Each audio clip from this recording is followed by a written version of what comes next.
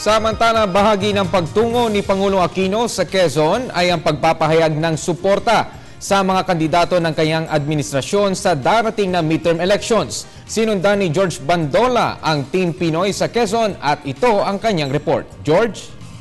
Ross, Quezon Province ang niligawan ngayon ng partido ng Pangulo 2 buwan bago ang midterm elections.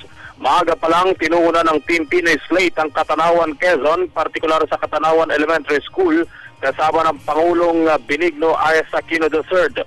Dating kilala bilang pugad ng mga makakaliwa, unti-unti nang bumabangon ngayon ng Katanawan mula sa mga bangungot ng nakaraang pakikipagbakbakan sa palaan mula sa mga inisyatibo at programa ng mga Pangulo para sa mga mahihirap na inilatag ng Administrasyong Aquino, malugod na tinanggap ng mga taga-Katanawan ang presidente at ang grupo nito. Makatapos ang maikling programa sa Katanawan, Quezon, nananghalian ng Pangulo kasamang slate sa isang kilalang restaurant sa Gumaca, Quezon.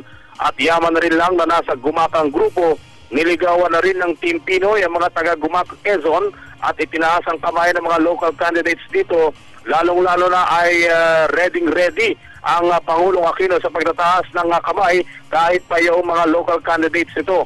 Kasama sa lineup ng Pangulo na dumating sina Sunny Trillanes, Sani Angara, June Magsaysay, Jambi Madrigal, Grace Po, Risa Ontiveros, Loren Ligarda at mga representatives na Coco Pimentel, Cynthia Villar at Bamba Aquino.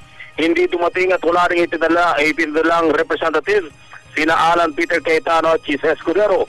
Di katulad ng ibang mga sorte ng Team Pinoy, walang fanfare o walang mga halong intermission na ang pangangampanya ng Pangulo direkta sa mga programa at plataforma. Ang agad na tinutukoy ng mga senatorial bets kahit pa napakainit sa mga lugar ng Katanawan at sa Gumaca, Quezon.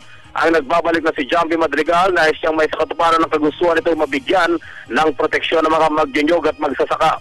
Dumarami daw kasi at posibleng may mga bogus farmers organization pa ang nakikinabang sa mga pondong pang-agrikultura na inilalabas ng pamahalaan. Paalakasin daw ng Madrigal ang mga magsasakang ito sakaling makabalik siya sa pwesto.